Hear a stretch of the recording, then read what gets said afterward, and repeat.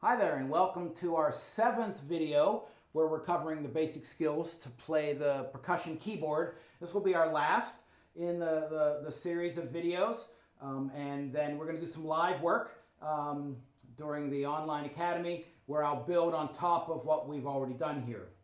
The first topic of this video is going to be double stops, when you play both notes at the same time, which we do with 2 mallets, and then ultimately we have to do that with 4 mallets. But I'm going to make a stick change here, and I want to kind of explain that. All along I've been using kind of a typical marimba yarn mallet. Remember I explained early on in these videos that mallet is very long compared to the usual xylophone or glockenspiel mallets, a couple inches longer, you can see there. And I always have to manage and be careful that you don't click the back of that stick because there's a lot of rattan there. But I want to use xylophone mallets. I want to use an unwrapped mallet. So that's going to be a shorter mallet. My traditional 1/3 playing spot, like I've explained for holding the snare drum stick, is kind of back into play. That's where I'll hold that. The stick is less heavy without the yarn and not quite as long. And the reason I'm going to change to this stick, this is a soft rubber. You can't use all of your xylophone mallets on the marimba. Some of them will be too hard and will damage the bars, but the softer ones, they work just great. You can use that on the marimba. But now that we're going to talk about double stops, when the sticks have to strike the instrument at exactly the same time,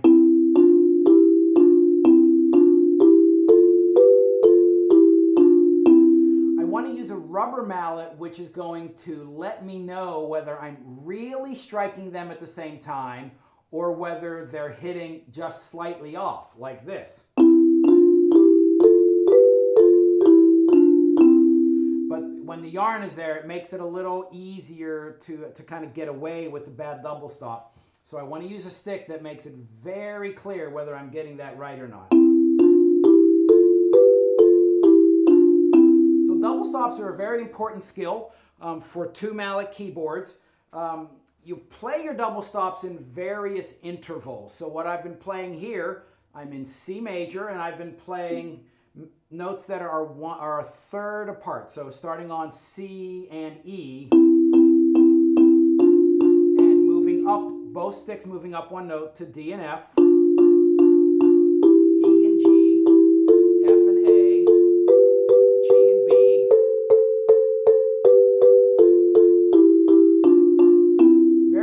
Skill.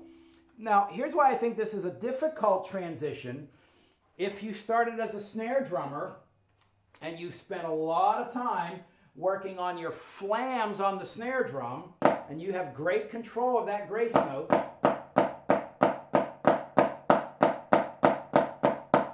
you've learned how to never strike your sticks exactly at the same time.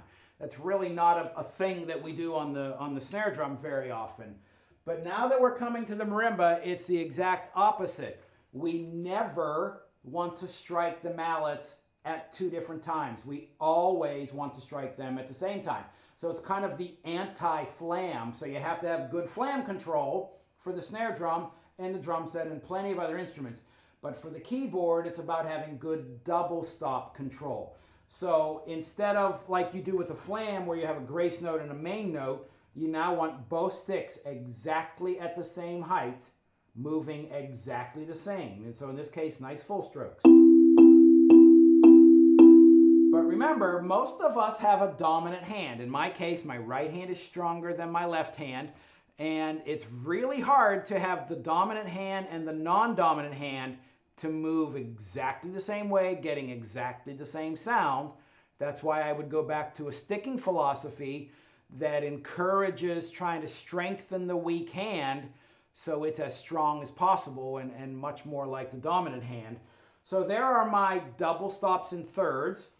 I can move my double stops up an interval to the 4th.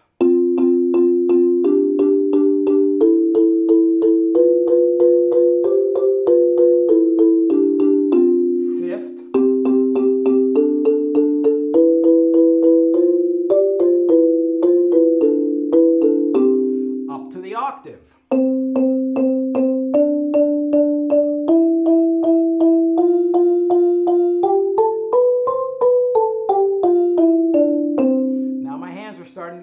further separated, so that's why I slowed that down and worked on that. But you'll notice I'm not playing the notes like that. I'm playing good double stops, so that's going to take some work on your part. Now that's the easy part of the double stops, when everything is on the naturals, or maybe everything would be on the accidentals. But when we change keys, maybe to E flat, and I do double stop thirds in E flat, my first two notes are E flat and G, and you'll notice my sticks are no longer on the same plane. The accidentals are raised up about an inch from the naturals, and I still have to maintain a perfect double stop. So you notice I went from here, where the left hand is raised, and I have to take in account that that note is higher than this note, and then when I go up one note, it switches.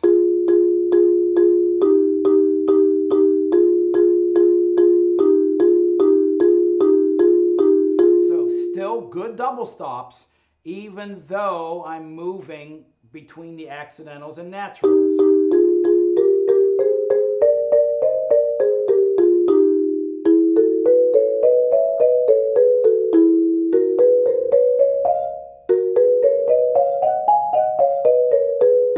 So that takes a lot of work, learning to do those double stops, not only on one plane, the naturals or the accidentals, but doing them combinations and moving back and forth. So that'll be something you'll definitely want to work on.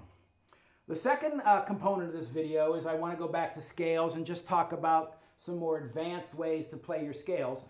So we've done our scales in 1 octave, 2 octaves, and ultimately we should be able to play in 3 octaves. But scales are generally practiced and come in kind of different variations and different forms. And so here's how I'm going to break that down for you. I've mentioned before, you know, there are 7 notes in the scale. There's 7. 8 if we replay the octave. 1, 2, 3, 4, 5, 6, 7, 8. 1, 2, 3, 4, 5, 6, 7. Now, when you try to practice your scales with a metronome, that can be kind of hard.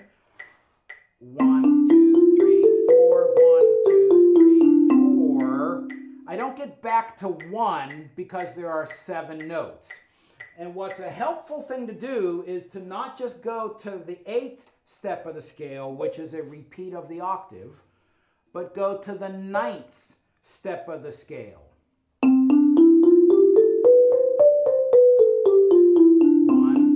2, 3, 4, 1, 2, 3, 4, 1. And all of a sudden, our scale exercises fit into time signatures and along with metronomes much better.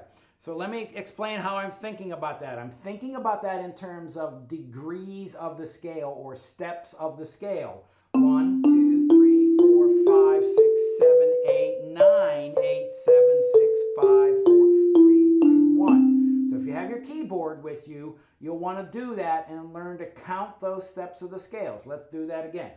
1, 2, 3, 4, 5, 6, 7, 8, 9, 8, 7, 6, 5, 4, 3, 2, 1. Now, you've already done your work at learning your scales, and maybe you're still getting through that process. This is the next level once you've done that. And so the 3 most important numbers in that exercise are 1, 5, and 9. 1, 5, 9, 5, 1, 5, 9, 5, 1. And then a lot of the method books build exercises based off of those kind of landing patterns. 1, 5, 1, 5, 9, 5, 9, 5, 1. Let's go around the circle of fifths. Raise the 4th. 1, 5, 1, 5, 9, 5, 9, 5, 1. Raising the 5th. 5, 1, 5, 9, 5, 9, 5, 1. So that 1 in C major, 1 would be C, 5 would be G, and 9 would be D. And I can make all of these really great, useful scale exercises based off of those scale steps. Just one last thing, another way to look at your scales would be maybe putting them in groups of 4 notes.